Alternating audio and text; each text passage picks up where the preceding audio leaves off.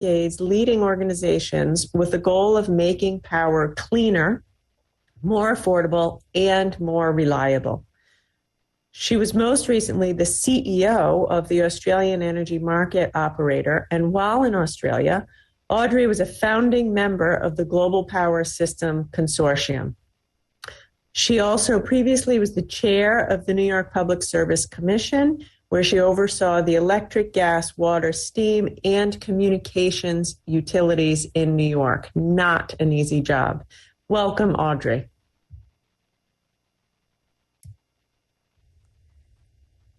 Thank you.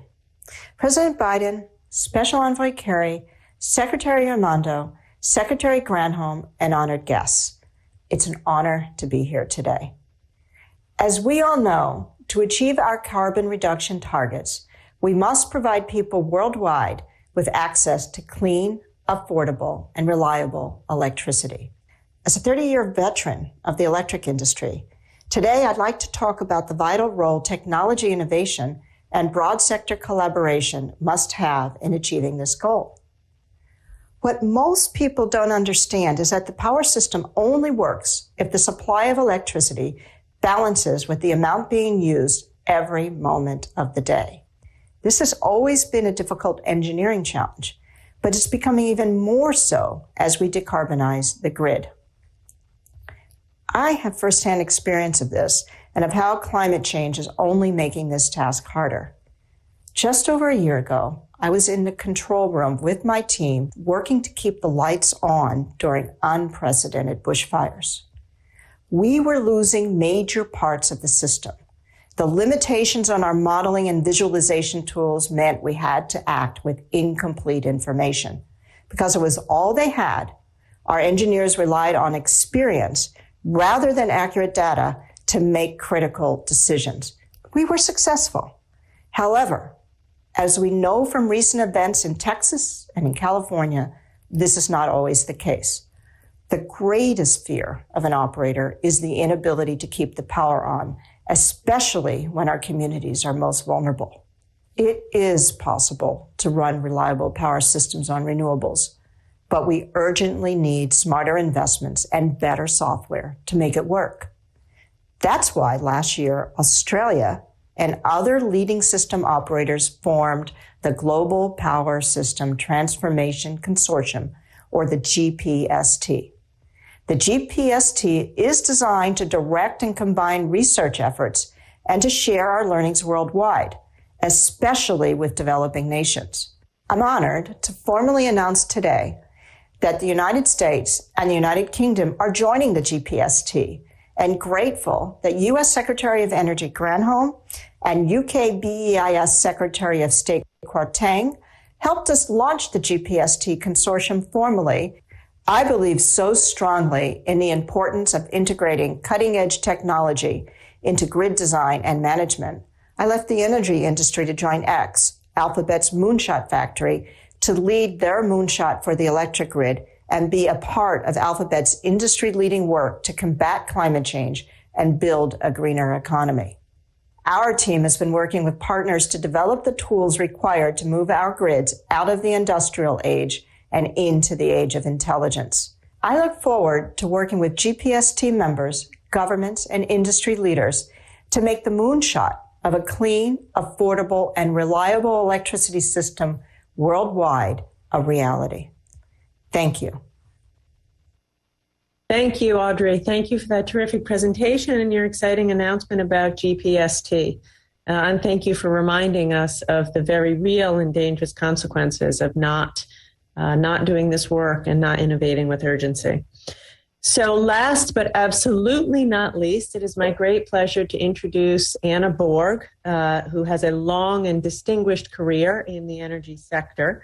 Anna is the president and CEO of Vattenfall, a Swedish multinational power company, which has been a leading innovator in using green hydrogen to decarbonize highly emitting industrial processes. Prior to that, she was the CFO of this company, and as I said, has a long and distinguished career in the energy sector. Welcome, Anna. Thank you, Secretary, for the nice introduction. Thank you, President Biden and Secretary Kerry, for your leadership. With the United States now re-entering the global climate arena and the Paris Agreement, you can count on Sweden as a partner in this critical work.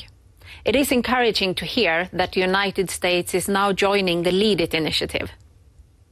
Vattenfall is one of the largest energy companies in Europe, with its origin and base in Sweden. A few years ago, Vattenfall embarked on a journey with a goal to enable fossil-free living within one generation. This is not our sustainability strategy, it's our business strategy, and it is sustainable.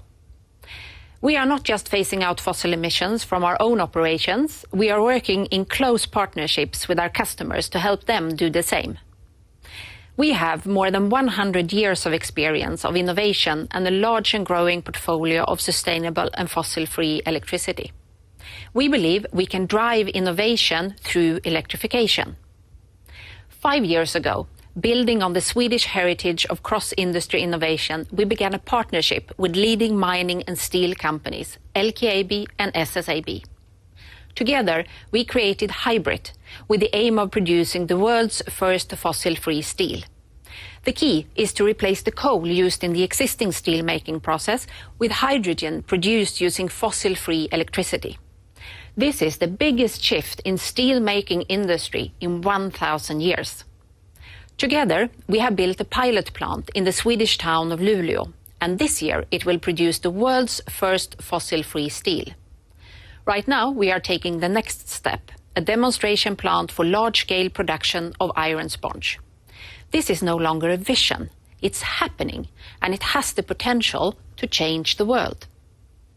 Hybrid is not the only initiative emerging from Sweden. There is a growing industry cluster around mining, steel, and new energy-intense businesses like battery production for electric cars. One of the main problems now is finding all the people needed to work in these industries and projects. The current technology development is dramatically driving costs down for CO2-free technologies.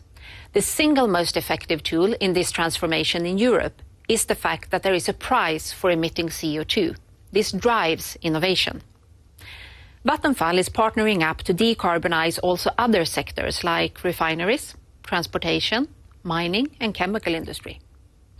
I commit to make sure that Vattenfall meets the targets in the Paris Agreement by phasing out fossil emissions from our operations and by enabling our customers to do the same.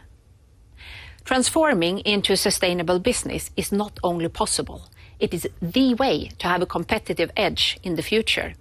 And the future is not happening in 2050. All of us are creating it here and now. Thank you. Thank you. Thank you, Anna. Vattenfall is doing amazing work. The thought of producing steel without reliance at all on fossil fuel is very exciting, and it's just one of the many innovations that your company and other companies are moving on. So that concludes the portion of this panel for the non-governmental speakers. I will simply thank you all for participating. Thank you for your work. And again, I think that what we just heard from the private sector is how important it is for this to be a public-private nonprofit partnership the entire way through if we are going to do the work that is required. So thank you all. And with that, I will turn it back over to Secretary Granholm. Actually, I think we're turning it back over to Secretary Kerry. Thank you. Thank you for a rapid turnover. Gina, thank you so much for your stewardship. And Jennifer, likewise, you both brought special energy, no pun intended, to this session. And we're deeply appreciative for it. In a few moments, President Biden is going to rejoin, and he will lead the last session and be here throughout it as we hear about the extraordinary possibilities of the new economy. But let me just say very, very quickly about the session we just heard. I've been at this for a while, and I've sat and listened to people in many different venues, but I have to tell you, this was exciting. This was energizing. It was incredible to listen to what the leaders of Kenya, Israel, Norway, UAE, Singapore, Denmark were telling us is happening now. And what was fascinating about that is that each of those countries are smaller than the 20 that are providing 81% of all the emissions. So if ever there was an underscoring of the challenge that we face here, there are exciting things happening, unbelievable things happening. But as Dr. Birol reminded us, as a community of nations writ large, we are not getting the job done. And what President Biden decided when he determined to have this summit was the key must be the raising of ambition. Country after country has stepped up, but the test is going to be not in the rhetoric, as Dr. Birol said. It's going to be in whether or not we really buckle down and get this done.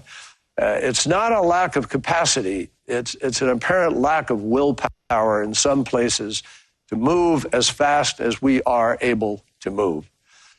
The bright future that waits us on the other side of this transition is what President Biden wants to focus on as the last session of this gathering. So without further ado, we want to get to that. I thank everybody for taking part in this particular session. And in a moment, we're going to listen to the economic benefits and jobs, the once-in-a-generation opportunity that we have to transition our economies and to do better for our people as well as for the planet itself. So we look forward to that session. Thank you.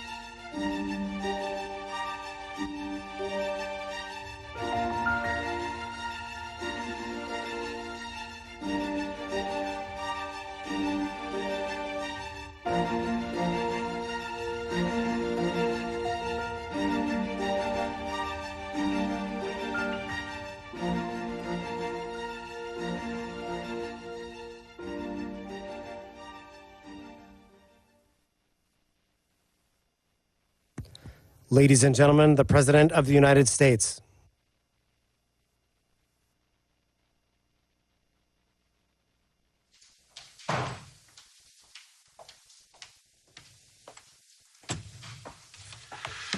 Well, welcome back. And thank you all again, all the world leaders who've joined us. Thank you for joining. And John, thank you for putting this together. We've made great progress, in my view, so far. I'm grateful to all the leaders who've announced new commitments to help us meet the existential threat of climate change. This summit is a start of a road that will take us to Glasgow for the UN Climate Change Conference in November, where we're going to make these commitments real, putting all of our nations on a path to a secure, prosperous, and sustainable future. Today's final session is not about the threat of climate change poses. It's about the opportunity that addressing climate change provides. It's an opportunity to create millions of good-paying jobs around the world in innovative sectors. You know, jobs that bring greater quality of life, greater dignity to the people who are performing those jobs in every nation. For a line worker, electricians, utility workers, line transmission lines, connecting battery storage, and making our electric grid more modern. For automotive workers, building electric cars, trucks, and buses. Skilled workers installing and charging stations to accommodate them throughout our countries. Construction workers, engineers, insulators, upgrading our schools and commercial buildings and constructing new energy-efficient homes. Manufacturing workers building nuclear and carbon capture technologies, solar panels and wind turbines. And people working in the fields that we haven't even conceived of yet, on farms and on factories and in laboratories and universities, with things we haven't even thought of so far. This challenge and these opportunities are going to be met by working people in every nation. And as we transition to a clean energy future, we must ensure that workers who have thrived in yesterday's and today's industries have as bright a tomorrow in the new industries, as well as in the places where they live, in the communities they have built. When we invest in climate resilience and infrastructure, we create opportunities for everyone. That's the heart of my jobs plan that I proposed here in the United States. It's how our nation intends to build an economy that gives everybody a fair shot. As you heard in the last session, it requires investing in innovation. That's why I've asked the Secretary of Energy, my Energy Secretary, Jennifer Granholm, who you saw earlier, to speed the development of critical technologies to tackle the climate crisis. No single technology is the answer on its own, because every sector requires innovation to meet this moment. You know, this critical effort is going to propel the most impactful breakthroughs at home and around the world and lower the cost of we're paying now for polluting the air so badly. We're going to move to net zero and a transition in all countries. And look, every country will need to invest in new clean energy technologies as we work forward and to deal with net zero emissions. I am also very proud to announce that the United States is again becoming a key leader in mission innovation. We helped launch the program during the Obama-Biden administration, a pact between the world's largest economies to ramp up investments in clean energy research and development. And today, America is once again stepping into the leadership role. We will be joining in a partner for the nations in efforts to decarbonize critical sectors across the board, including industrial sector, where we'll join with Sweden and India in leadership in the leadership group for industry transition. The power sector, where we'll work alongside of the United Kingdom to spread progress and speed it up toward a carbon-free power system, both here and around the world. And in agriculture, the agricultural sector, where we'll launch the Agriculture Innovation Mission for Climate with the United Arab Emirates and other partners. I'm very heartened by President Putin's call yesterday for the world to collaborate and advance carbon dioxide removal. And the United States looks forward to working with Russia and other countries in that endeavor. It has great promise. This is a moment for all of us to build better economies for our children, our grandchildren, and all of us to thrive in not just now, but beyond for the next generations. Nations that work together to invest in a cleaner economy will reap rewards for their citizens. The United States is committed. We are committed to making those investments to grow our economy here at home while connecting with markets around the world. For example, we're launching a new global partnership for climate-smart infrastructure. This will create good-paying jobs here in America by supporting development of new, clean infrastructure in our partner countries. These are the sort of partnerships that are going to be good for all of us. And I think they'll have additional benefits just us working together. And today, I'm excited to welcome my counterparts in Spain, Nigeria, Vietnam, and Poland to share their thinking on how to realize the economic opportunities of the climate response. And we're going to be joined by labor and business community leaders from around the world to talk about what's happening in their communities around climate-related jobs. And I'm pleased to be joined by Secretary Buttigieg, Ambassador Tai, and National Climate Advisor Gina McCarthy, the chair of my National Climate Task Force. I look forward to our conversation and making more progress throughout the day. Thank you.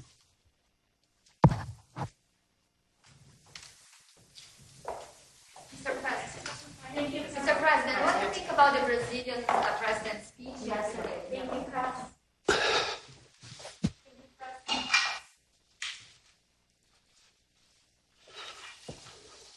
Okay.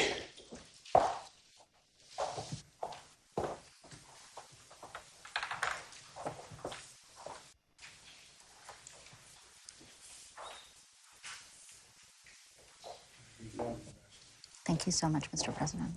Okay.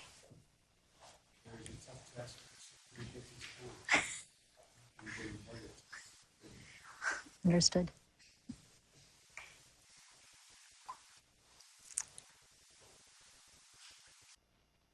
It's me. Thank you, Mr. President. It is now my pleasure to introduce the Prime Minister of the Kingdom of Spain, Prime Minister Sanchez. The floor is yours. Hello, Your Excellencies, distinguished participants. I thank President Biden for convening this summit, and I sincerely commend his renewed determination and commitment to the Paris Agreement and multilateralism. I fully agree that this is the only possible way to overcome what he defined yesterday as the existential threat of our time.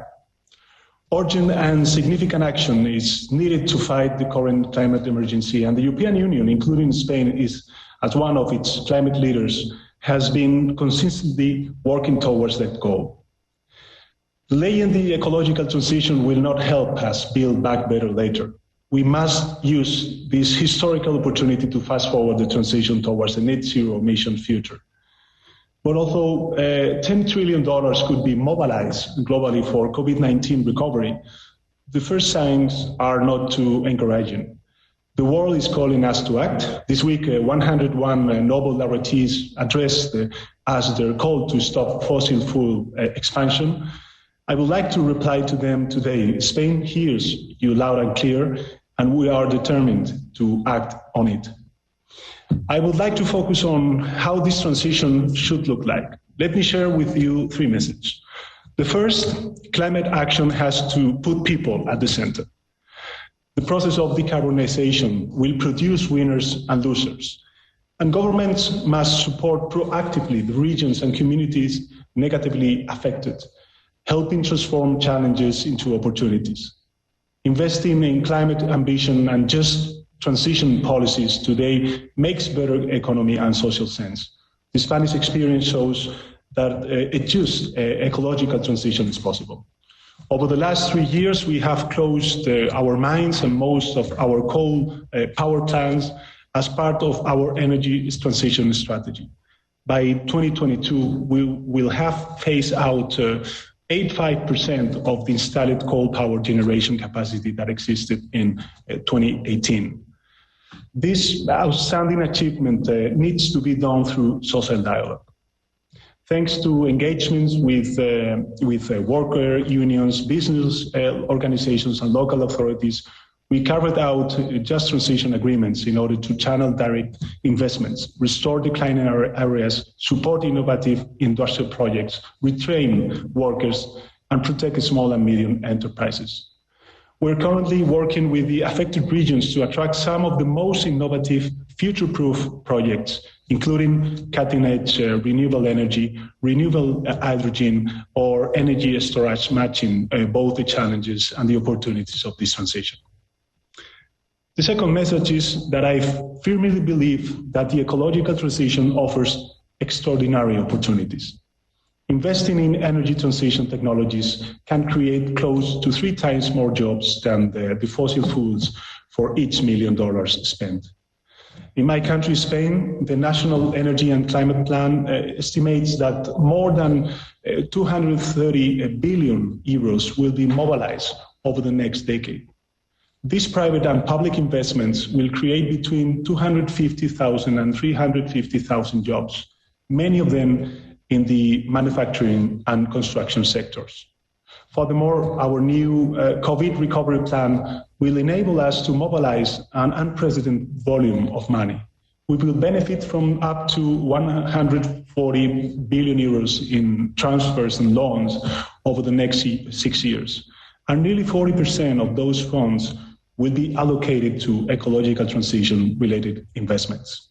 And finally, ambitious climate actions need to be anchored on a strong regulatory framework. This is why we are just approving our climate change and energy transition bill, which enshrines into law the objective of climate neutrality by 2050 and sends a strong and clear message to the market, providing legal certainty. Ladies and gentlemen, Spain has been leading by example. We have learned a lot in the process, and we are keen to share our experience because we know that addressing climate change is a global endeavor. We must act collectively, we must act now, and we must not leave anyone behind. I thank you. Thank you, Mr. Prime Minister, for sharing your work on advancing high-quality jobs within your decarbonization strategy. It is now my pleasure to introduce the President of the Federal Republic of Nigeria, President Buhari. Welcome. Thank you. Your Excellency, President Joe Biden, Head of State and Government, ladies and gentlemen, I would like to express my profound appreciation of the President of the United States, His Excellency Joe Biden, for convening this summit at a time the world is experiencing tremendous vulnerability from the coronavirus pandemic and climate change impacts, among several other global challenges.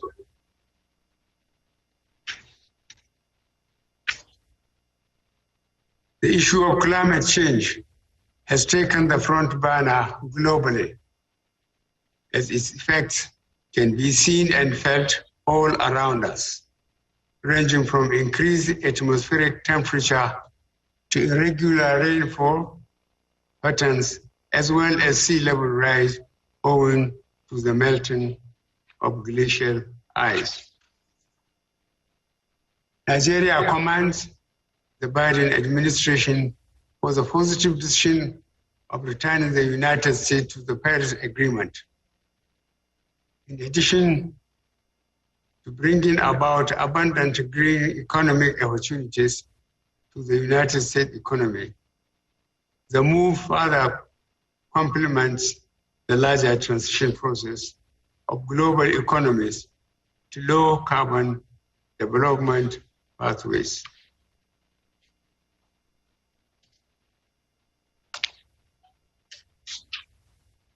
This summit would indeed prove instrumental in galvanizing high-level political support for the implementation of the Paris Agreement and its cut-wise rule book, as well as inviting more countries and stakeholders to take more climate-oriented responsibilities.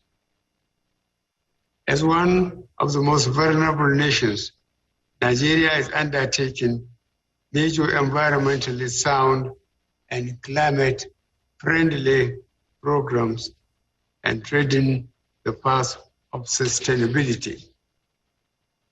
Since ratifying the Paris Agreement in 2016, Nigeria has rolled out several policy enablers, set up institutional frameworks to cut emissions by 20% unconditionally and 45% conditionally, with international support by 2030. Nigeria is convinced that through net zero transition, tremendous prospects are available for job creation and other economic benefits. We are expeditiously implementing programs that stimulate gradual transition away from the use of wood stoves to kerosene, liquefied natural gas, biogas, and electricity. The immediate effects include healthy competition among private sector players, leading to higher productivity, employment, and faster service delivery. In the agricultural production and supply chain sector, we are targeting improved efficiency and productivity through the provision of accurate and timely weather forecasting to farmers, supply of drought-tolerant and early maturing crop varieties, and promoting empowerment towards the diversification of sources of livelihoods. Beyond ending gas flaring by 2030, the oil and gas sector has undertaken steps for diversification, risk management systems, insurance, hedging, research and development, and energy crisis planning. The Nigerian government in 2017 launched the Green Bond Program as part of its commitment contained in the Paris Climate Agreement signed on September 21st, 2016. The overall outcome of the highlighted actions have translated into food supply sufficiency, improved nutrition, less hunger, increased employment, more jobs opportunities, better livelihoods, reduced poverty, decreased vulnerability to health challenges, and higher quality of life. Excellencies, Nigeria calls on countries to embrace circular economy and sustainable production and consumption models in order to expedite attainment of the long-term goals of Paris Agreement. I wish Your Excellencies to reiterate Nigeria's commitment to galvanize the relevant stakeholders for climate action and our readiness to extend support to regional, continental, and global multilateral processes for the attainment of the lofty objectives of the Paris Agreement. The fight to redress the impact is the responsibility of all. Thank you. Thank you, Mr. President, for highlighting the incorporation of green jobs into the recovery from the health and economic crisis in Nigeria. It is now my pleasure to introduce the President of the Socialist Republic of Vietnam. President Phuc, we look forward to your remarks.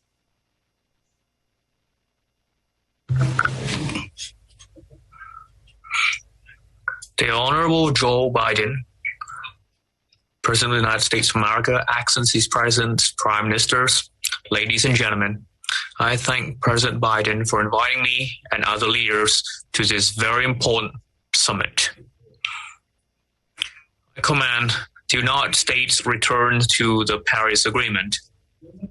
I believe that the renewed leadership and strong commitment that President Biden espoused during the opening session, combined with our shared efforts, will lead us on the path towards achieving the goals of Paris Agreement. Mr. President, ladies and gentlemen, climate change is undoubtedly a major existential crisis for many countries and to our planet. In Vietnam last year alone, extreme weather has taken hundreds of lives and reversed decades of progress in poverty reduction.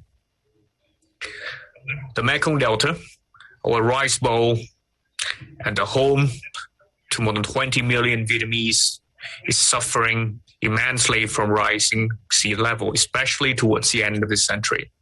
Mr. President, ladies and gentlemen, transitioning to a green net zero emission economy is an inevitable trend and imperative to limiting global warming to 1.5 degrees Celsius. This is a challenge, but will also bring about huge opportunities and benefits, including jobs, ensuring energy security, and enhancing economic competitiveness and sustainability. Vietnam resolves to follow this path. At the same time, we need a suitable roadmap for developing countries where much hardship remains. Accordingly, I wish to highlight the following points. First, transition must be just and inclusive. It must ensure equal access to opportunity, benefits, place the people at the center, and leave no one behind. It must especially be supported by the people, businesses, and scientist communities. Second, developed countries must continue to take the lead in emission reduction commitment while giving greater concrete support to developing countries, including Vietnam, in financing, in new technology development, in high quality and efficient infrastructure, and in job creation. We welcome and hope to receive the assistance from the U.S. International Climate Finance Plan and other international financial arrangements, including from international companies and corporations. Third, the pursuit of climate goals should be compatible with each country's conditions, including the need to alter their lifestyles, their modes of production, and their work. This endeavor must be integrated into national development strategies and plans. Each country must itself make efforts and make good use of international aid and resources. There need to be national mechanisms for oversight and evaluation of implementation to improve the ability to recover. Vietnam is a developing country. Our industrialization has only truly begun 3 decades ago, yet we make every effort to contribute to the global action. Vietnam has been quick to submit its NDCs to the United Nations and mainstream them into our domestic law for earnest enforcement. By 2030, we pledge to reduce emission by 9% with our domestic resources, or 27% if provided international support, bilaterally and multilaterally. We will greatly reduce coal-based power generation and increase the share of renewables in the total primary energy supply to 20% by 2030 and 30% by 2045. We will reduce greenhouse emission intensity per GDP by nearly 15% and methane emission from agricultural production by 10%. Earlier this month, Vietnam launched a program to plant 1 billion trees by 2025. This project alone is expected to absorb 2 to 3% of Vietnam's total emission by 2030. Mr. President, ladies and gentlemen, I'm confident that the challenges of climate change shall be drivers for solidarity and positive change as we move towards COP26 in the UK and contribute to a more sustainable future for generations to come. Thank you very much.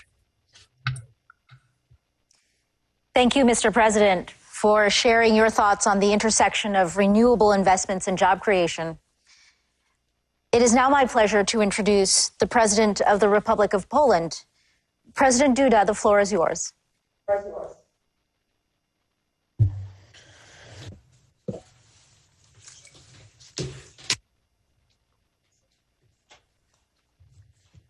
Distinguished President Biden, Excellencies, ladies and gentlemen, presidents, prime ministers, secretaries of state, advisors.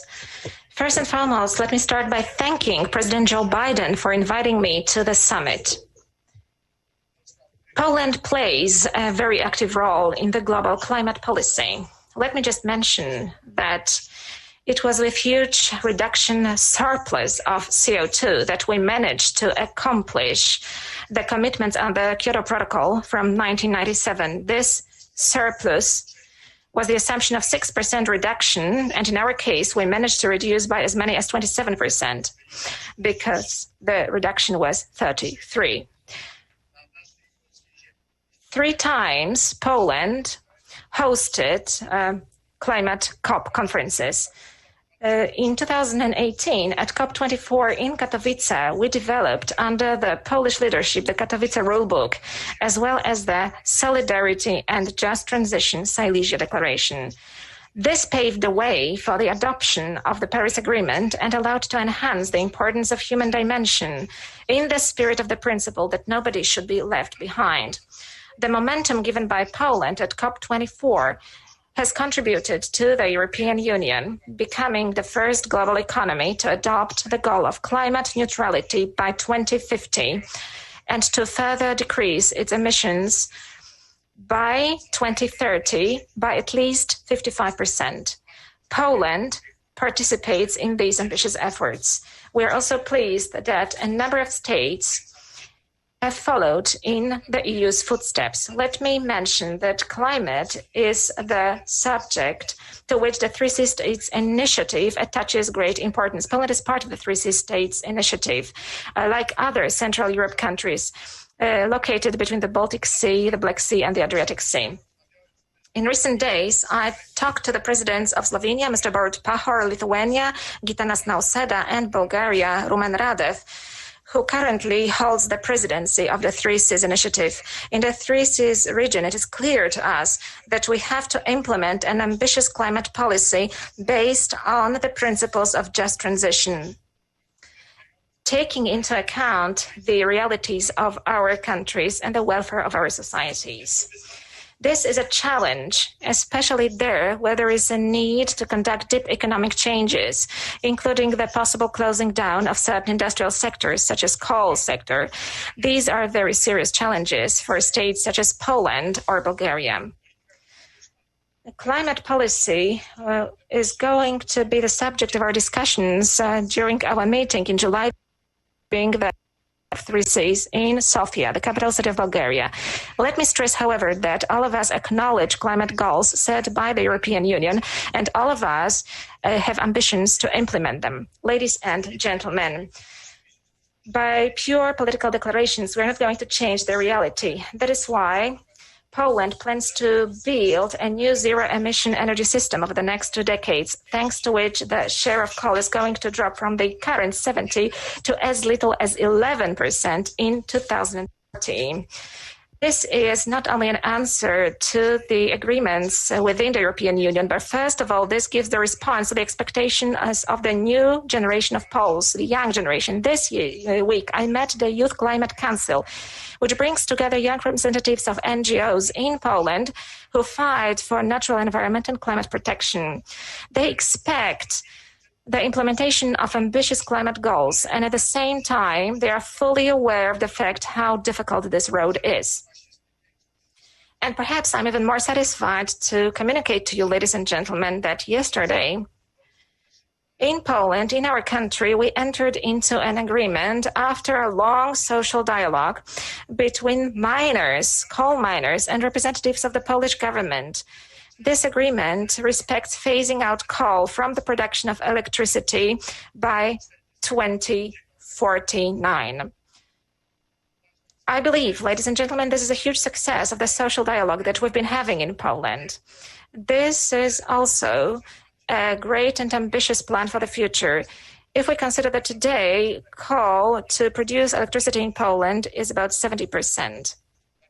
Therefore, Poland will build a sustainable low-emission energy mix based on nuclear and renewable energy, as well as gas. Unless we apply all available technologies, the transformation of our energy system will simply not be possible. Polish-US agreement on the development of the Polish civil nuclear power program dated October 2020 confirms our ambitions. It highlights the importance of international cooperation in the field of energy and climate policy. We should therefore coordinate international research and development efforts to create a critical mass of affordable technologies, innovative technologies, which are also price affordable. We should also think how central banks in our countries can support energy transformation in line with the principle of technological neutrality. A climate-friendly transition provides a huge opportunity also for our citizens and all sectors of our economy. That is the reason why Poland has placed electromobility in the center, both in public as well as in individual transport. It offers a powerful chance to develop our industry and to create new jobs. Already now, we are the biggest exporter of e-buses in the European Union, with a 46% share in the European market recorded last year. Furthermore, Poland has become a European leader in the production of lithium-ion batteries.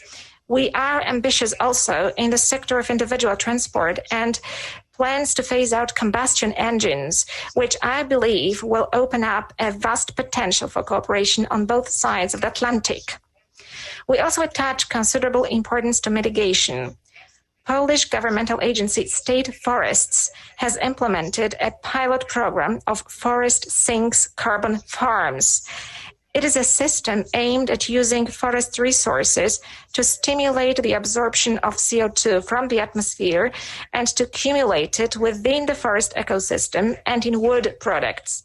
The concept of forest sinks carbon farms deserves, I believe, to be legitimized as part of international legal order. Ladies and gentlemen, the pandemic has brought the world to a halt for a moment. While getting back on the track of development, let's make sure that this is not the old track. Let us build a synergy between the following three conventions: Convention on Climate Change, on Biological Diversity, and to combat desertification. Let us use this opportunity to restore the world as a better, more just, more solidarity-based, and more sustainable place. I thank you. Thank you, Mr. President, for sharing the role of workers, in particular within your decarbonization strategy. I would now like to recognize my good friend and colleague, the United States Secretary of Transportation, Pete Buttigieg. Thank you. Thank you, President Biden, for your leadership on this defining issue of our time. Thank you, Ambassador Tai, for everything that you're doing in the U.S. and around the world. As we've just heard from these distinguished leaders, we are here to chart new paths forward to confront the climate crisis. Achieving our climate goals will create new jobs and harness the ingenuity of our industries and workers. In the U.S., the transportation sector is the biggest contributor to greenhouse gases, which means that this sector has the opportunity to be among the biggest parts of the solution to climate change. The race against climate change is not just a question of what will be lost if we fail. It is about what can be gained if we succeed. For nations that successfully transition to a cleaner economy, the result will be jobs and economic growth. We are certainly recognizing that potential in the United States.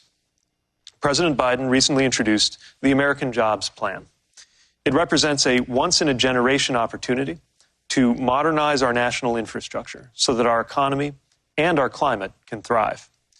With its investments in electric vehicles, public transit, rail, road redesign for pedestrians, and sustainable, innovative materials, this plan will move us away from our over-reliance on fossil fuels and toward net zero carbon emissions.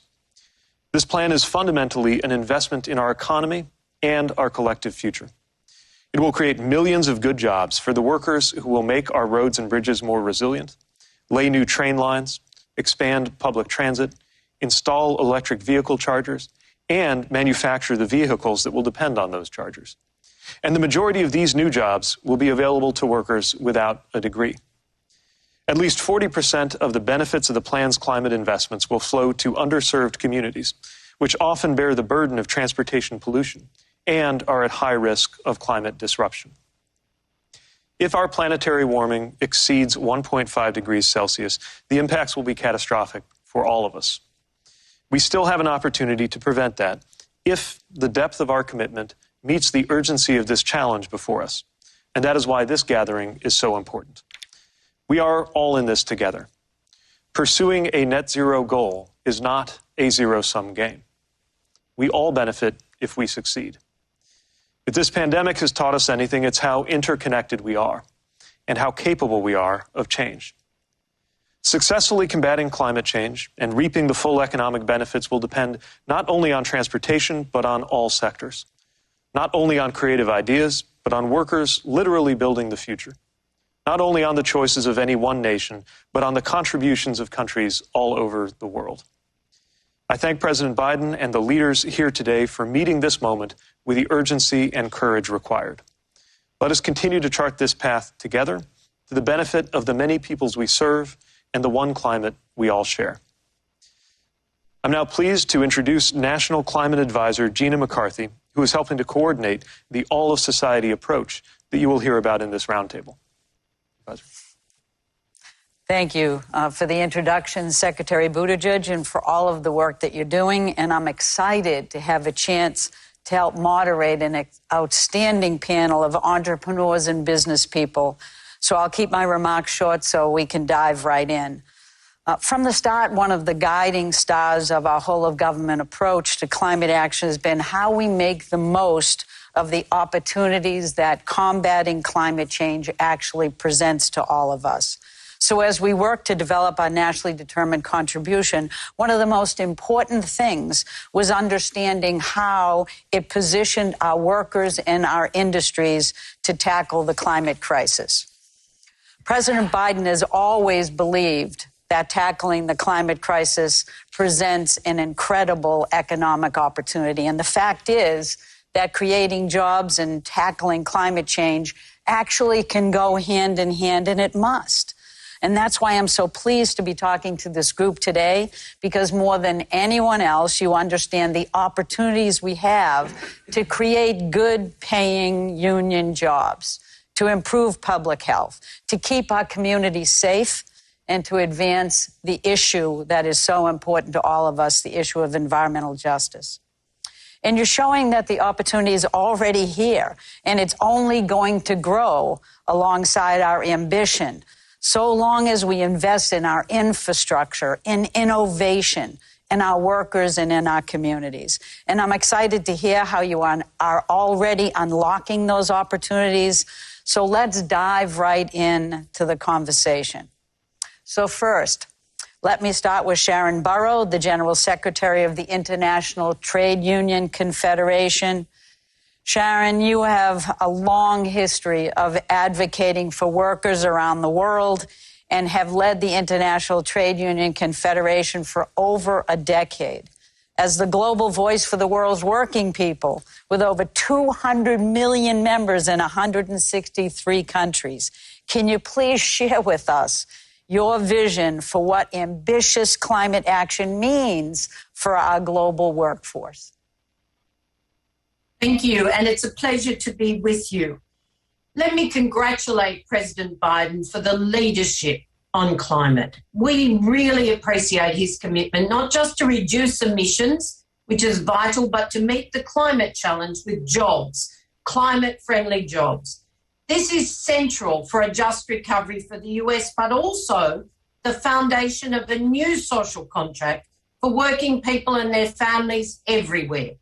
Jobs, good jobs, union jobs with human and labour rights and living wages, with the freedom to organise and bargain collectively, with social protection to support people in times of crisis. That's at the heart of a just transition. To stabilise the planet with net zero economies by 2050, we all know we have to get at least half of the job done by 2030. But it cannot repeat past transitions that have left workers and their communities stranded. The labour movement fought for and won global rules for just transition, first in the ILO and then in the Paris Agreement. These mean that workers and their unions must be at the table as we plan the transition. And we know this means for every sector. The foundation is clean energy, but all technologies must be deployed in manufacturing, transport, agriculture, construction, services, and of course their supply chains. We know our cities are a vital part of the equation, and you have so many great mayors because they accept responsibility for 40% of emissions, and that the demand and supply relationships from those cities can generate sustainable production and services to fuel community renewal with decent work in rural communities in our own countries.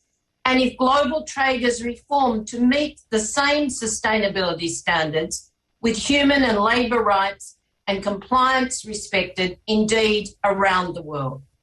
As the Danish Prime Minister said, a good example of that right there in the US is the framework agreement between NAB2 and Ørsted, a Danish wind company. It will secure good paying jobs and training for hundreds of thousands of US workers. It's a great example of just transition in action. Europe, led by agreements with employers and unions in Germany, Spain, and other nations, are committed to a Green Deal with just transition, underpinned by a social pillar of rights. Canada, Scotland, New Zealand, South Africa, Kenya, Senegal, Ghana, and many others are amongst those with examples of agreements for social dialogue towards a just transition that will actually get the job done. This must be the case everywhere if we're to leave no one behind. But the good news is that for every dollar or euro or unit of currency invested in climate transition, there are jobs. 10 jobs in renewable energy generates 5 to 10 jobs in the supply chains, and up to 3 times that in economies where good wages are spent by those workers and their families. And if the pandemic has taught us anything, it's that we also need resilience, and care is vital to that. Healthcare, aged care, childcare, and education. There are even more jobs here as we build livable, caring communities. We have the technology. We have the finance to get the job done. And if we share it with developing countries on top of vital debt relief, if every dollar of investment has an ESG lens, we will win the race for a just recovery and a sustainable future. But we need both ambition and the commitment on display here to a just transition with social dialogue in all those NDCs as we head towards the COP in Glasgow this year. I leave you with this commitment from the union movement. There are no jobs on a dead planet. We will work with everybody to build good jobs on a living planet. Sharon, that was incredible. Your passion is infectious. So next, let me go to Brett Isaac, the CEO and co-founder of Navajo Power. Brett, Navajo Natural Resources have powered and will continue to power the growth of the American West. This administration is committed to empowering tribal leaders in our collective efforts to tackle the climate crisis. So how has Navajo Power envisioned tribal community-powered climate solutions?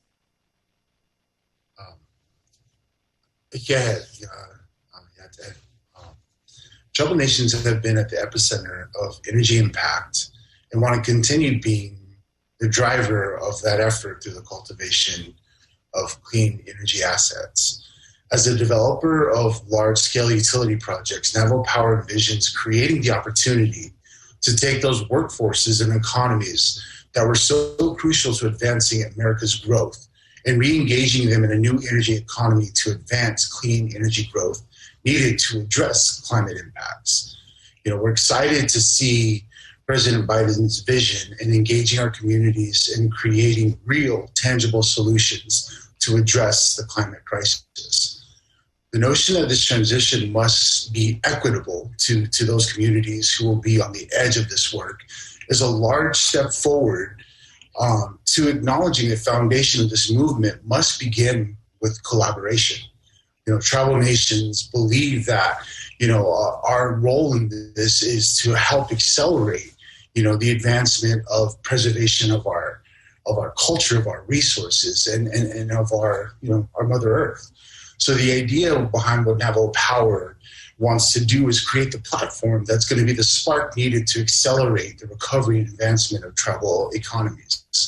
There's a lot of workforces that were built on, the previous energy economies that need this movement in order to advance and usher in a new era of energy usage and energy, resiliency. And we believe that, Navajo Power itself can play a role in creating that landing spot for job growth, for economic growth, for communities to thrive under these conditions that we're looking to create with the development of large-scale solar, wind, storage, and all the other technologies that are yet to be developed that we need in order to get to a place where we feel like our environment is protected and preserved. And so, from what we see as an important step, we thank President Biden for kind of convening this conversation because it's much overdue, but it's much needed in order for us to advance going forward.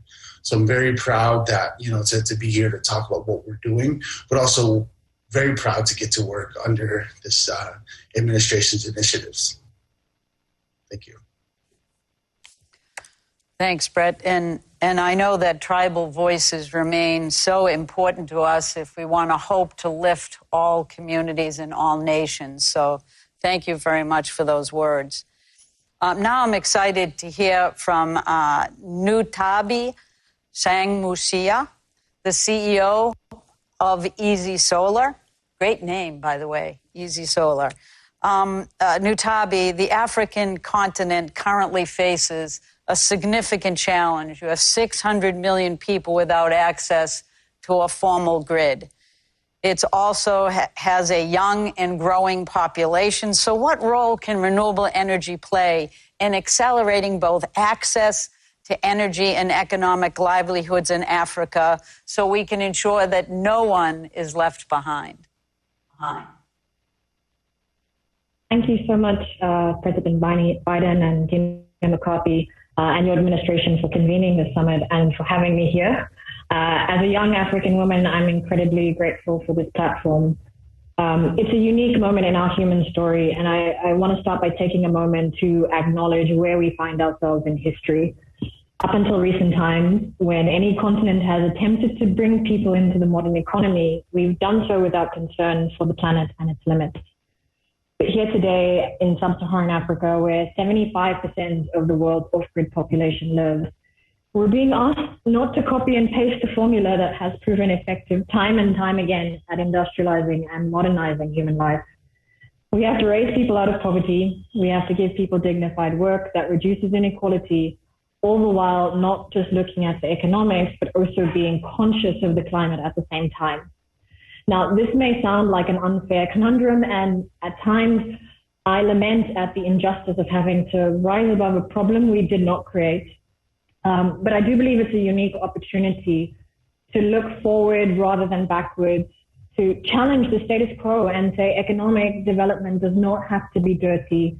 Progress does not have to be recklessly unjust, that we as Africans can learn from the past while acknowledging what we have at our disposal in the present. I'm speaking to you here from Freetown in Sierra Leone. My company, Easy Solar, operates in West Africa. Our focus countries have some of the lowest rates of electrification in the world. When we first started operating 5 years ago in Sierra Leone and Liberia, it was as high as 95% of the population without power. And I mean being without power in so many more ways than one. The vast majority of people who are off-grid in Africa are based in rural communities with limited access to economic opportunities.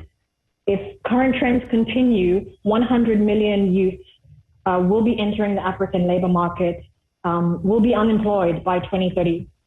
This is important to me personally because I'm one of the fortunate young ones. Power only went out a few nights a week in my home when I was growing up, and I was lucky enough to have access to economic opportunity.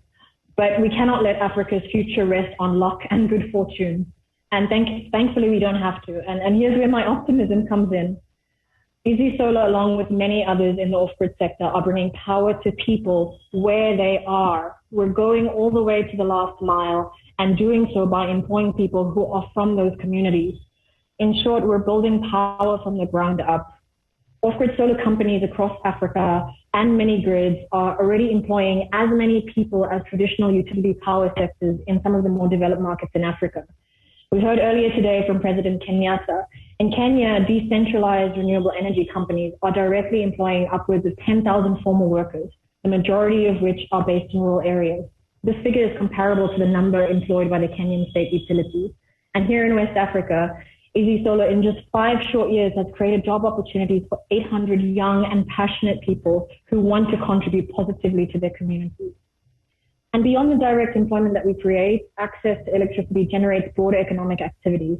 Some estimates put it as high as 5 times as many non-energy productive use jobs are created through access to electricity. So yes, we are at a unique moment in history, but we have so much more at our disposal now, and I think we can do it differently.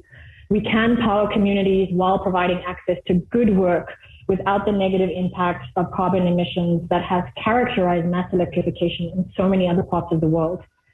I haven't spoken about it much, but I want to close off by saying I do believe there is a role for utility scale power, but we cannot overlook that decentralized renewable energy is a major part of the equation. We need firm commitments from government and the financial community to deploy the $11 billion in funding the off-grid sector needs to accelerate access to energy and economic opportunity at scale.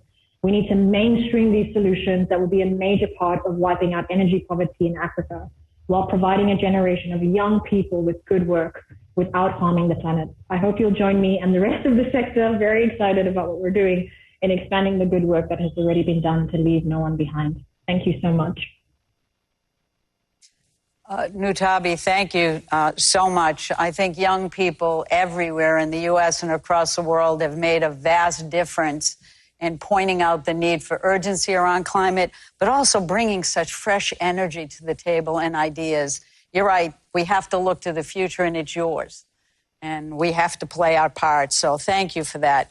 Now let's turn to George Oliver, the CEO of Johnson Control. Hi, George. It's good to see you.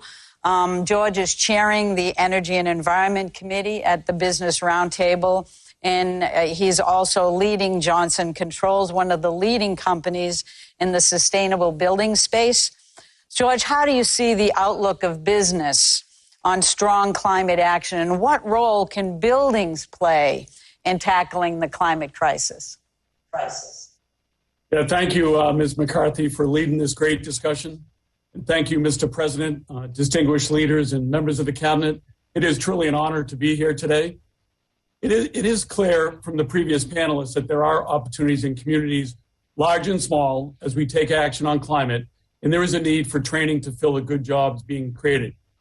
In my role as chairman and CEO of Johnson Controls, a global leader in smart, healthy, and sustainable buildings, we're eager to drive harder and faster to cut the 40% of greenhouse gases that come from buildings.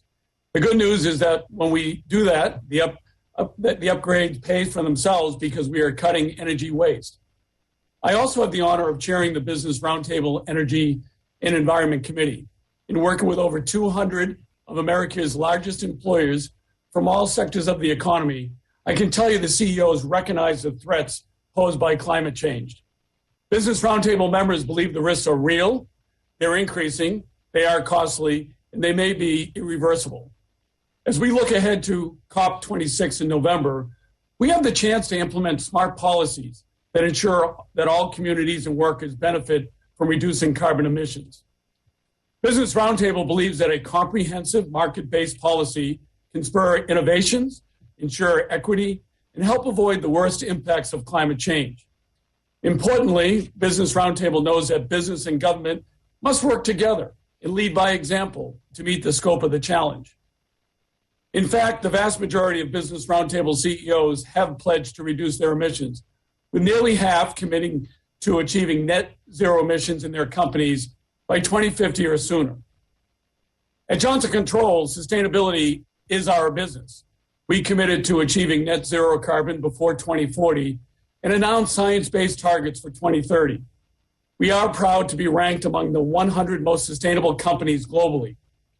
President Biden called for 4 million buildings to be revamped. Absolutely. At Johnson Controls, we know that that can be done, and we would be foolish not to do so because inefficient buildings are a climate hazard and because money is wasted right along with energy. Working with our customers, we've cut emissions more than 30 million tons, and we have saved them $6 billion.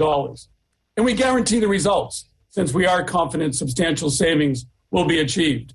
With digital technologies like our Open Blue platform, we are creating not only efficient, but net zero buildings, campuses, and whole communities. So we think it is clear, driving sustainability and tackling climate change is a collective effort. At the Business Roundtable and Johnson Controls, we know that when we take this challenge on, we will cut emissions and cost, create good jobs, and build resilient, healthy infrastructure. Mr. President, we are ready to get to work. Thank you. Well, George, thank you. It's incredible to have the Business Roundtable and your voice so powerfully partnering on this issue with us. And it means a lot, as well as your leadership at Johnson Controls. It's quite inspirational. Next, let's hear from Roxanne Brown. Hi, Roxy. It's good to see you. Roxanne is the International Vice President of the United Steelworkers. The United Steelworkers represent almost 1 million American workers in manufacturing and transportation and buildings and many other critical parts of our economy. Roxy, what can governments around the world do to ensure that we put workers right square at the center of our transition to clean infrastructure? Thank you so much for the question, Gina, and it's so great to see you, and also great to see you as well, President Biden. It's an honor to join this summit on behalf of the 850,000 members of the United Steelworkers Union in the U.S. and Canada. And we really commend the Biden-Harris administration for actively seeking out the voice of labor in this really important discussion. And I would say that is the first part of my answer. Governments around the world can ensure that workers are at the center of a clean energy infrastructure by simply making room for us at the table, like you did today. Oftentimes, policymakers form ideas about what they think is essential for workers in a particular state, industry, region, province, or country. But really, only workers can best answer the question of how a net zero economy includes us. And I urge leaders around the world to engage in earnest and honest conversations with workers and unions as policies are being formed, and to understand that workers are key allies in shaping and moving policy and should not be an afterthought.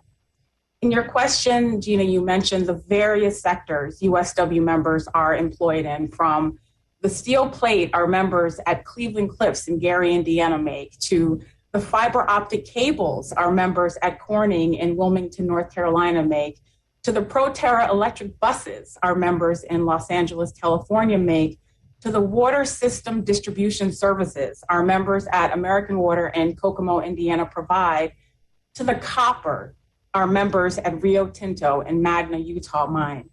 USW members literally supply America every day with the components, energy, critical materials, and services for our nation's physical and social infrastructure. And we recently kicked off a campaign called We Supply America to highlight the important role our members play. They're proud to do this work. Their families depend on the good, family-sustaining union wages and benefits attached to these jobs. And communities all across this country depend on the tax base those jobs provide to help fund our schools, and libraries. We must strengthen our domestic manufacturing base and support its critical workforce here at home to manufacture the next generation of these technologies. In addition to expanding and sourcing from the domestic supply chain right here, with the right policies, we can incentivize industry to decarbonize and maximize energy efficiency by investing in technologies like carbon capture, direct air capture, renewable biomass, and combined heat and power. These are all ways to ensure that workers will be at the center of U.S. clean energy infrastructure. And, I have to say, we strongly agree, President Biden, that the American Jobs Plan is a once-in-a-generation transformational type of investment. We are ready to help pass policies like the Protecting the Right to Organize Act that will help make the new jobs of the clean energy economy family and community-sustaining union jobs. We are ready to support you in helping advance and revitalize existing industries, putting workers at the center of those solutions, and build an even stronger manufacturing and energy base for generations to come. Our sleeves are rolled up. Mine are. You just can't see them. Our boots are on the ground, and we are ready to go. Thank you so much. Thank you. Sister Roxy never fails to supply the right words at the right time. And thank you so much. Union, not labor, union. Union. There you go. I want to just say that these unions have not just a place at the table, but we're listening. And President Biden is making sure of that. So thank you so much, Roxy. Let's turn now to Erica Mackey, the CEO of Grid Alternatives. Erica, I had the privilege of attending 2 Grid Alternative solar installations. In fact, you had me on the roof on both of those occasions. And I talked to the job trainees learning solar skills while they were installing solar in low-income communities and communities of color in Los Angeles and Washington, D.C. So how does Grid Alternatives work illustrate how clean energy can be beneficial to all individuals and families in every community?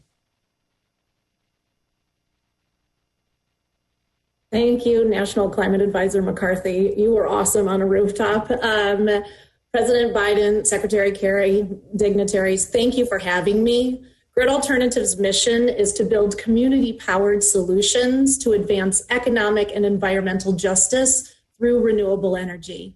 For the past 20 years, Grid Alternatives, the nation's largest nonprofit solar installer, has been working with communities most impacted by economic and climate injustices to bring the benefits of clean energy and jobs to all families and individuals. We will not achieve a renewable energy future without addressing the systemic injustices that have disproportionately impacted people of color. The benefits of renewable energy, clean air, long-lasting careers, lower energy bills must not be limited to the privileged. Yet, low-income communities and communities of color are usually left out of the conversations about our clean energy future, and I applaud the administration for the Environmental Justice Council.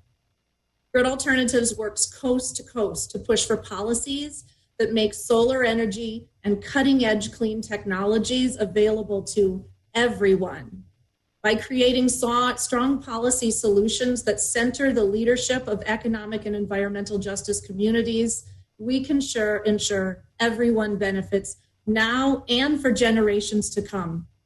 Clean energy can be transformative for the people, the planet, and the economy.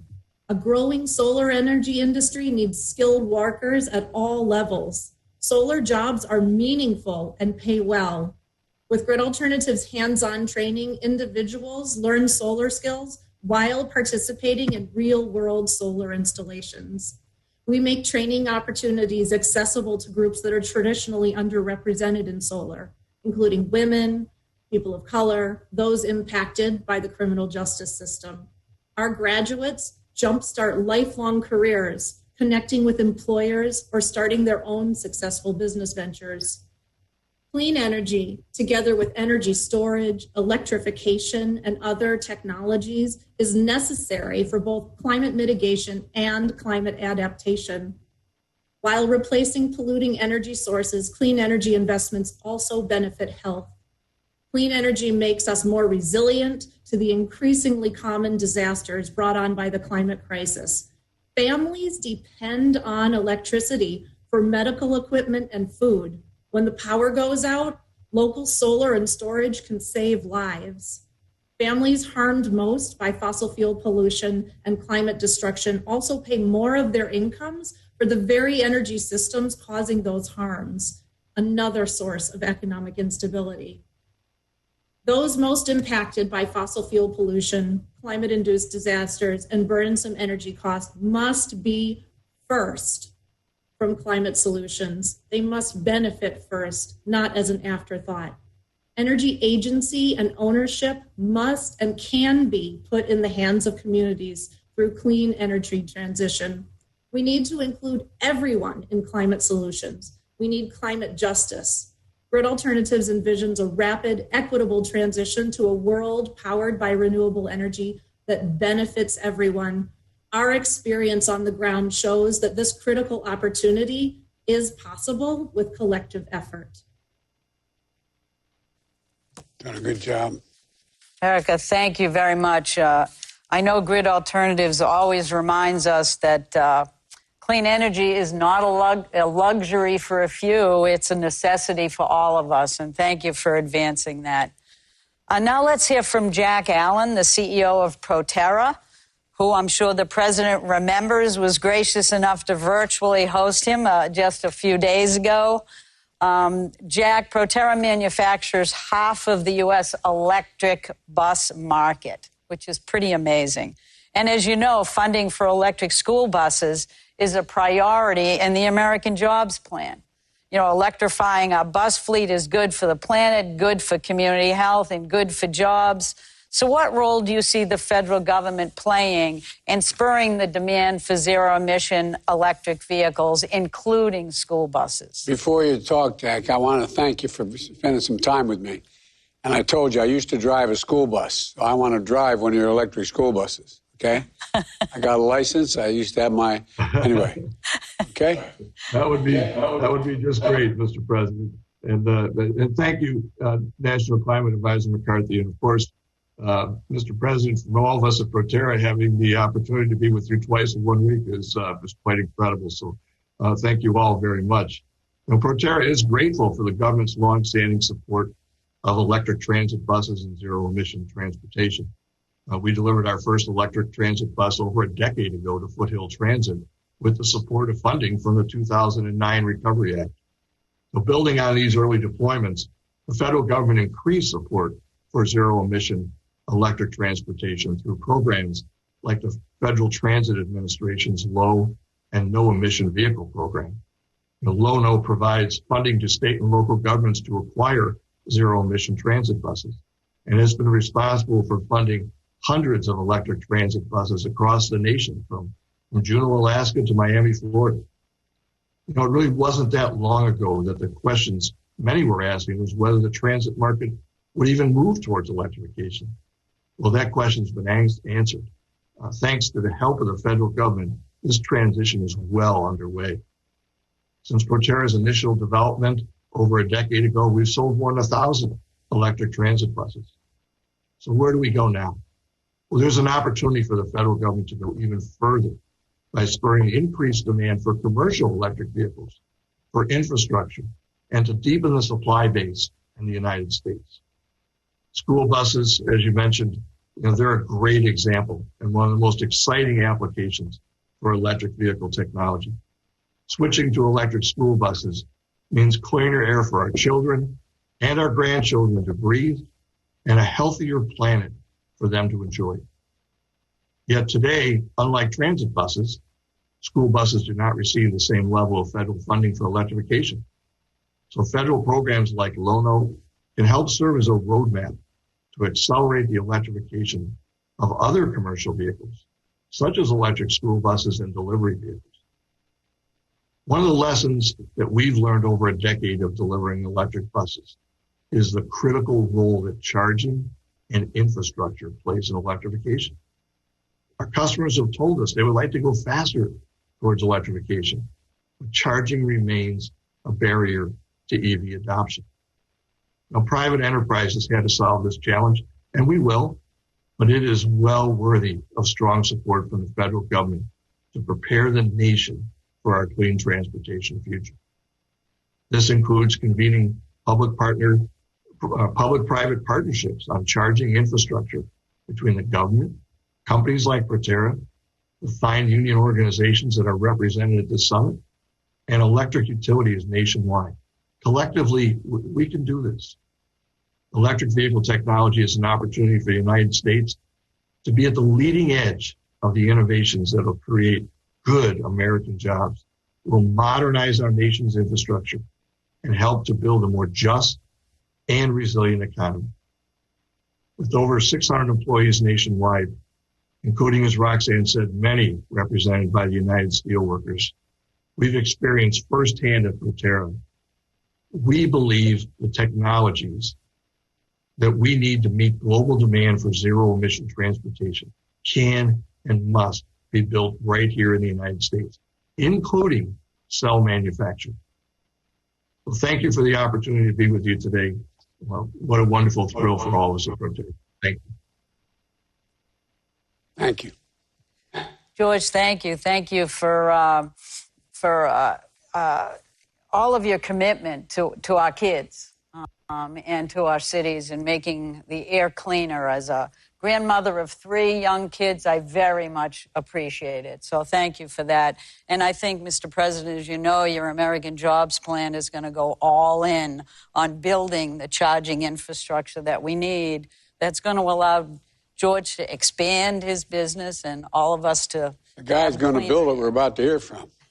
All right, let's move on because I'll tell you that we want to talk to Lonnie Stevenson right now. Lonnie is the president of the International Brotherhood of Electric Workers, and he is last but certainly not least because he's a major player in looking at how we can actually build his union.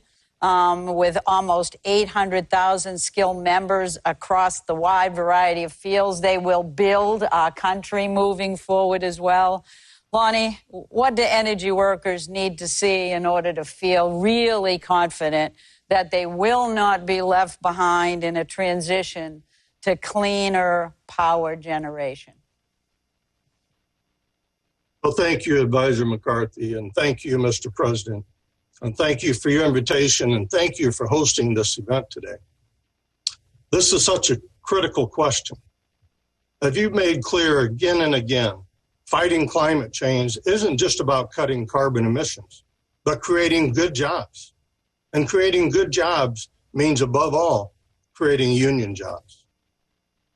As the president of the largest energy union in all of North America, my members work in every sector that's out there, from coal and gas to wind and solar, from nuclear and power transmission and delivery. These are good union jobs, jobs that are the foundation of a strong middle class and healthy communities. It's folks like my members that are leading the clean power revolution. Keeping them at the center of the clean energy industry requires lawmakers and regulators to take some key steps. First, we must tie all federal clean energy investments, from direct infrastructure spending to tax credits, to strong labor protections. Protections like prevailing wage laws, which promote higher incomes, safer work sites, and increased productivity. Protections like Buy American provisions that make sure the push for zero carbon energy results in more domestic and manufacturing jobs, such as those that would be created by the production of HALEU fuels that are needed for the next generation of nuclear reactors. Mr. President, I know that you've laid out an ambiguous plan to build a massive network of electric vehicle charging stations with journey-level electricians who are certified by the Electric Vehicle Infrastructure Training Program. That means hundreds of thousands of good new union construction and manufacturing jobs. And protections like stronger collective bargaining rights that give all energy workers the right to freely join a union.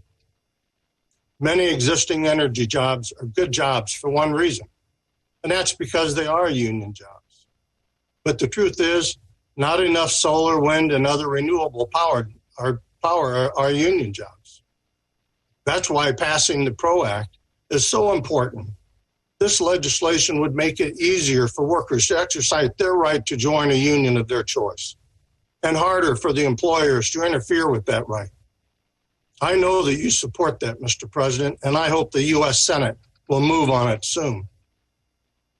We also need local hire requirements that's tied to all projects that receive federal investment.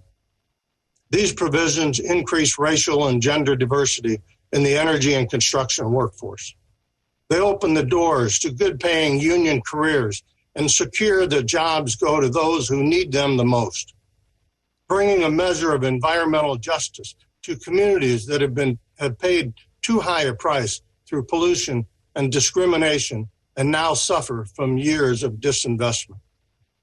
Finally, as important as solar and wind are, we must invest in all forms of carbon-free energy technologies, such as carbon capture, hydrogen, and nuclear.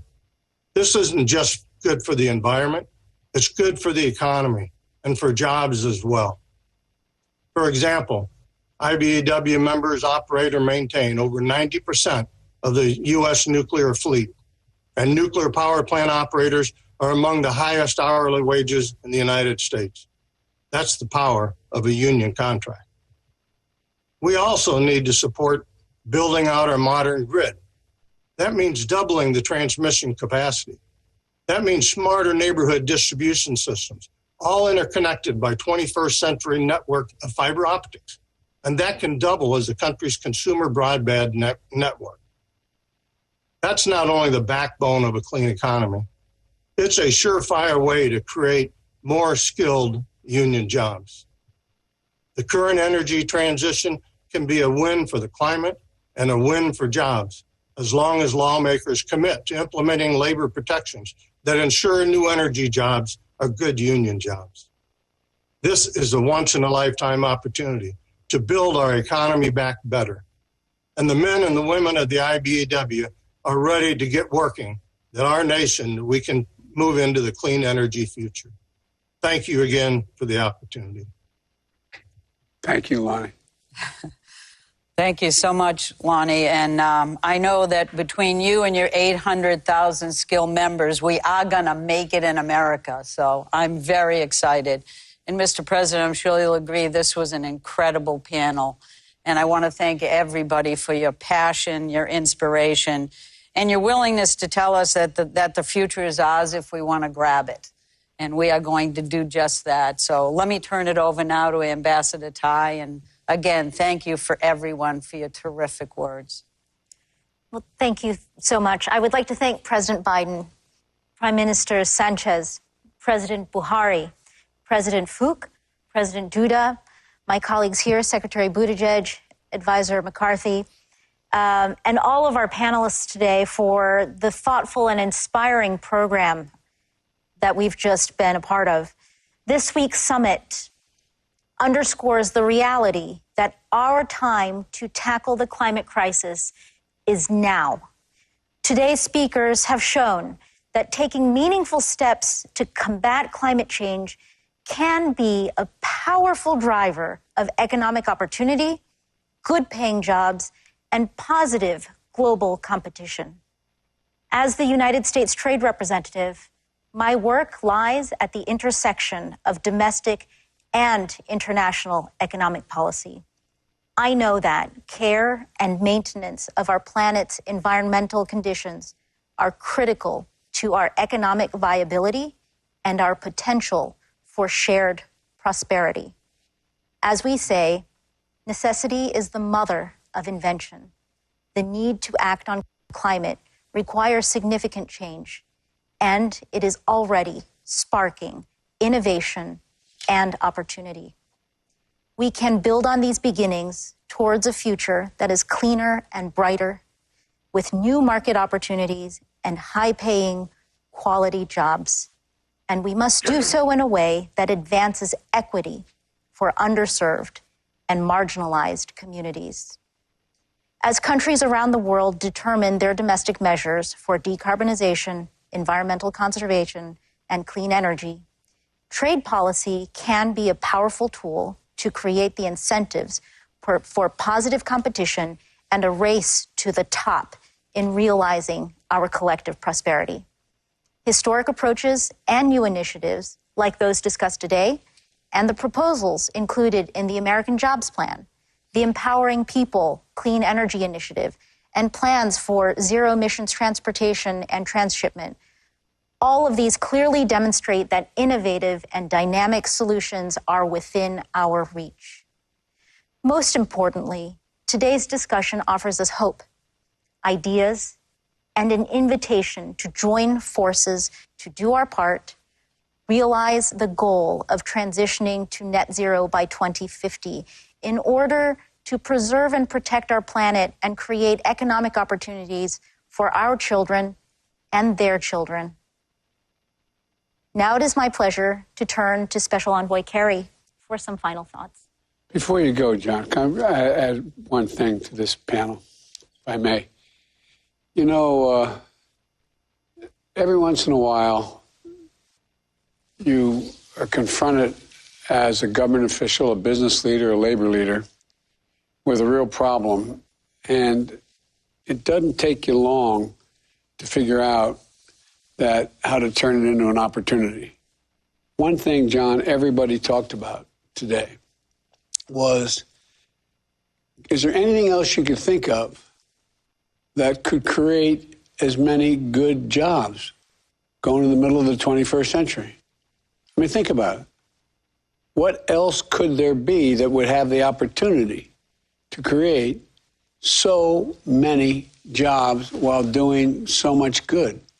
Every single one of you, the business leaders, labor leaders, foreign leaders, foreign leaders, leaders of the other parts of the world, every one of you, you talked about this in terms of jobs. It's astounding. And I think this is part of that sort of fourth industrial revolution here. This is an opportunity to, in the process this time of doing the right thing and creating jobs, of actually bringing our countries closer together. Because it is in our interest, just like, excuse the colloquial reference, but my mother would always say when something very bad would happen in our family, out of everything bad, Joe, something good will come if you look hard enough for it. Well, we're seeing that with the god-awful crisis where we lost millions of people to COVID-19. You see the collaboration we never had before, that I haven't. I've been doing this a long, long time. And it makes us realize that you can't build a wall high enough to be able to keep out whatever that next virus is. You have to take care of the virus where it originates, no matter how small the country, no matter how wealthy, no matter how poor it is.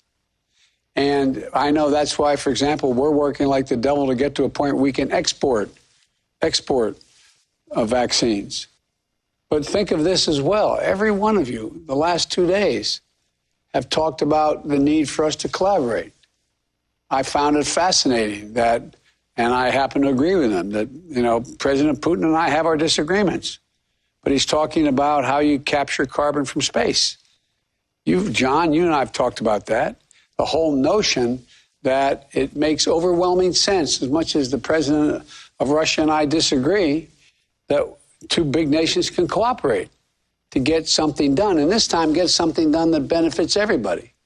It's not like we're arguing whether or not one nation is going to be better benefited or worse impacted by what we do. And so I just think that if we can keep the focus on the jobs we're going to create, the economic opportunity, the growth, and in my country at least, on union jobs, to provide the ability to raise the economy, raise the GDP, raise every part of who we are. I think this is just an incredible opportunity, incredible opportunity.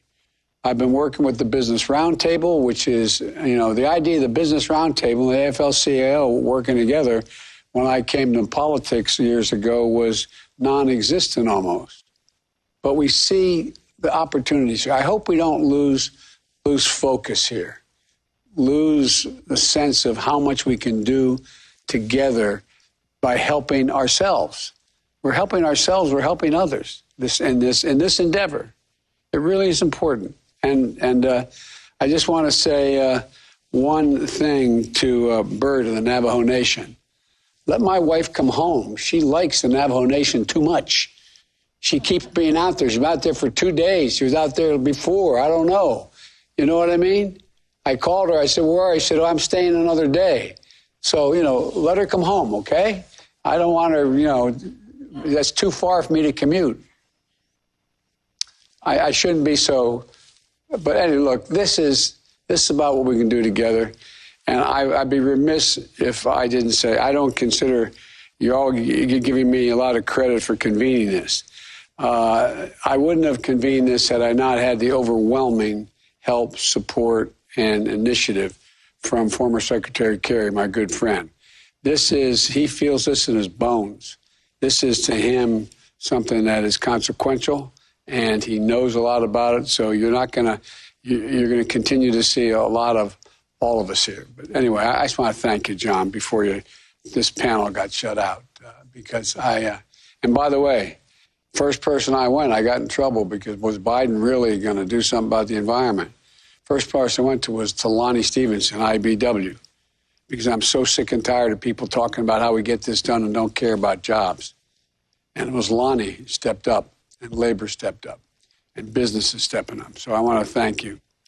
Okay, sorry, John, for being so colloquial, but thank you. Mr. President, thank you. Thank you for your personal comments, but more importantly, thank you for your leadership, because we wouldn't be here without you having had the courage and the readiness to take this on and tackle tough issues. If I may, I just want to thank Ambassador Tai, and I want to thank Secretary Buttigieg and my cohort, my colleague from Massachusetts, Gina McCarthy. Mr. President, it is your vision that set out to convene this summit, not 100 days into your presidency. And I want to thank you for demonstrating your deep commitment to action, for bringing together so many essential voices that have been as articulate as any I've ever heard, all of whom want to do the same. And they all understand, as you have said, Mr. President, this decade, these next 10 years are the critical years. The scientists have told us unequivocally that we have about 10 years now to make the critical decisions and implement them that will avoid the worst consequences of the climate crisis. You said this, and that's why we're here. This has to be the decade of decision. This is the period of time. Why? Because only if we reduce sufficiently in this decade can we keep alive the vision of 1.5 degrees, and can we achieve 2050 net zero. So, Mr. President, as we approach the end of this summit, this Leaders Summit on Climate, let me again thank all of the leaders and participants who have joined us over the past few days, as well as those who are tuning in at home and all over the world. We're deeply appreciative. We're very, very grateful for your partnership, all of you, all of the countries represented here. We are going to continue these conversations over the course of the next months. We have 6 months plus to Glasgow. And as President Biden has said, and I can affirm again and again, and many of you have said to me, Glasgow is the last best hope we have to galvanize the world to move in this direction and get the job done. And what President Biden and all the rest of us hope this summit has done is shown, particularly in these last two panels, this is a plus. This is an economic bonanza. This is an opportunity to have the greatest beneficial economic transformation since the Industrial Revolution, and we've learned a lot since then. So we will continue on the road to Glasgow at the direction of President Biden. Mr. President. Well, John, thank you. As we close this historic summit, I want to take a moment to thank the world leaders and all the participants from around the globe who have joined together to confront the existential threat of climate change. There's no threat like it. Over the last 2 days, I think we made some important progress. And in the spirit of increasing efforts to address climate change globally, we're launching an initiative to help developing countries strengthen their climate efforts while achieving their development goals. And that's going to mean money. Yesterday, I announced the United States made a new commitment under the Paris Agreement to cut our emissions by 50 to 52% by the end of this decade. And we'll get there by investing in American workers, American jobs, American infrastructure, and building a stronger and more resilient economy. We also welcome the ambitious targets announced this week by two great partners. My good friend, the Prime Minister of Japan, Prime Minister Suga, announced that Japan will cut emissions by up to 50% below the 2013 levels, almost doubling their current target.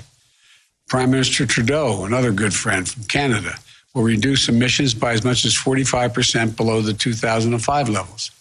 These announcements came on top of a demonstrated leadership and strong existing targets set by the European Union and the United Kingdom. And together, these commitments mean that half of the world's economy is now committed to pace the action that we need, at a pace we need, to limit warming to 1.5 degrees, an amount beyond which scientists tell us, have said 1,000 times, all of us could be at a point of no return. We also heard encouraging news, announcements from Argentina, Brazil, South Africa, and South Korea. And I'm looking forward to working with India's Prime Minister Modi in a new partnership to achieve our climate and energy goals, making this a core pillar of our bilateral cooperation. And the commitments we've made must become real. Commitment without us doing it is just a lot of hot air, no pun intended. You know, we must implement these commitments, accelerate them, and innovate and invest in order to reach them. And we need to work together, once again, to build a clean energy future that delivers good jobs and overcomes the threat of climate change. Investing in innovation and in our people, raising our ambitions, ensuring every nation does its part. And we'll meet again in Glasgow in November for the UN Climate Conference. I believe we're going to meet those moments. I think we're going to meet the moment that we've all been talking about, to make this commitment and to keep the commitment. It's an economic imperative. I think it's a moral imperative to future generations.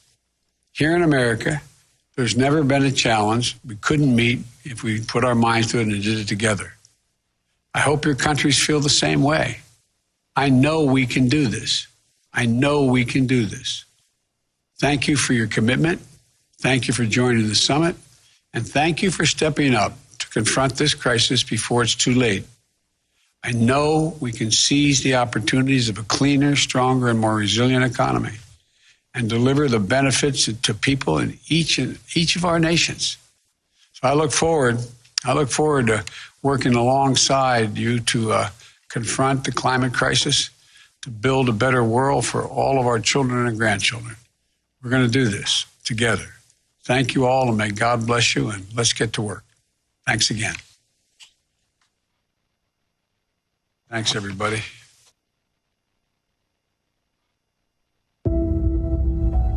We know the kind of world we want.